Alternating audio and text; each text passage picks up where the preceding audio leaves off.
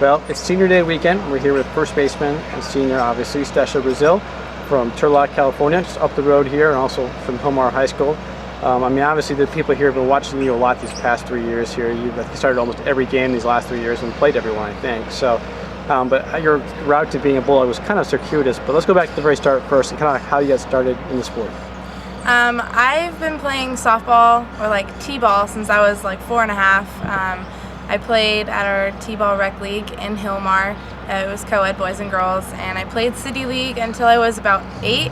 And one day I was out practicing with my brothers and my dad for their slow pitch team, and a travel ball coach happened to see me playing, and he came and asked me to try out for his team, and that's kind of how I got started onto competitive softball.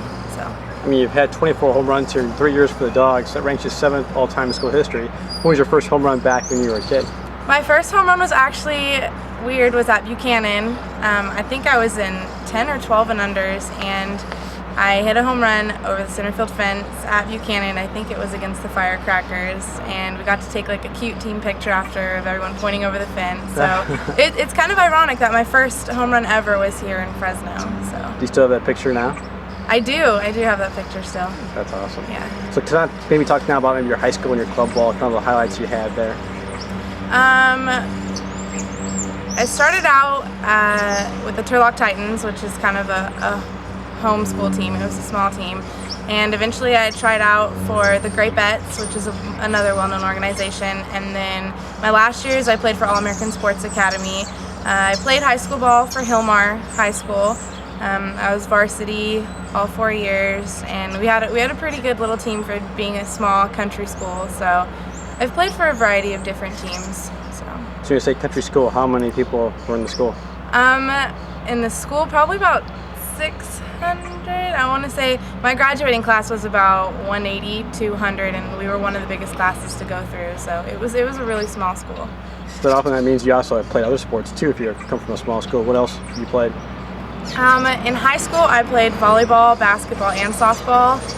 In previous years, I've done rodeo, I've done gymnastics, I did soccer. So I've done a variety of sports. My parents tried to keep me pretty active and wanted me to try everything to find out what my thing was. So what was your specialty in the rodeo? In rodeo, I did pole bending, barrel racing, and goat tying. I think my favorite was probably barrel racing. Yeah. So not goat tying now? No, not goat tying. I mean, it was fun, but it just wasn't my favorite. Now, is that something you can go back to like, on a whim and just try it out for the summertime, just to remember like the glory days? Yeah, one thing about rodeo, which is why I picked softball, one thing about rodeo is you can always go back to it. You can barrel race until you can't ride anymore, pretty much. So from time to time, I'll run a barrel pattern at home or at my brother's house or whatever. So I'll eventually go back to barrel racing. So was your family members involved with your coaching then too, at T-ball and junior high? Yeah, my dad actually coached me on one of my very first little travel ball teams, and all of my brothers and my dad and my mom have always been very involved in all of my athletics. So does he still give you advice now? That dates back to then too, the same kind of advice? Yeah, my dad and my brothers, they all give me advice. I mean, a lot of them have been to lessons with me, so they know the generals, and if I ever need advice or need help, I go to them for anything. So you had a chance for your first year to go to Houston there and play for the Cougars there, and had a great year with the team there. Talk about kind of that experience and why you chose there and how you came back. I was pretty young when I committed, and I took a visit to Houston, and they have an amazing facility. Just everything there is so awesome. I mean, everything's big in Texas, so the coaching staff was great when I took my visit. The girls were amazing. It was a real family community with the girls, and at first I thought that I wanted to go away for college, which later I found out was a horrible mistake because family means everything to me. But my experience there was amazing. We made it to Super Regionals in the World Series. So to get that far and to get a conference championship ring and to play on ESPN is my most memorable moment ever, and I'll never forget that. So. You still have that on VHS or on DVD? No, we didn't. We couldn't get a copy of it, but I'm sure some of my family members still have it recorded. That's fine. So talk about them adjusting to like Fresno State as a sophomore and how that went for you. Adjusting was actually pretty easy. Margie took me in right away, and the girls took me in right away. Before I came in, I talked a little bit to Vonnie and Brooke, both just to get a feel for the program. So I had a good idea of what I was coming into, and just being closer to home made everything so much easier. So I know you guys are so tight as a team-wise when you guys travel. So what are some of your favorite memories as a group? We pretty much have a good time anytime we travel. We like to sing a lot on the bus. We dance all the time. Our team is always dancing. Probably my favorite trip we've ever taken was my sophomore year. We got to go to Hawaii, and that was just an amazing trip because we got to go to the beach. We got to go on some boats and just like kind of tour around and shop and stuff, and it was just a good experience. It was a fun trip. You're also one of the team's strongest academic performers there in the classroom with Academic Mountain West last year. What were some of your favorite classes you've had?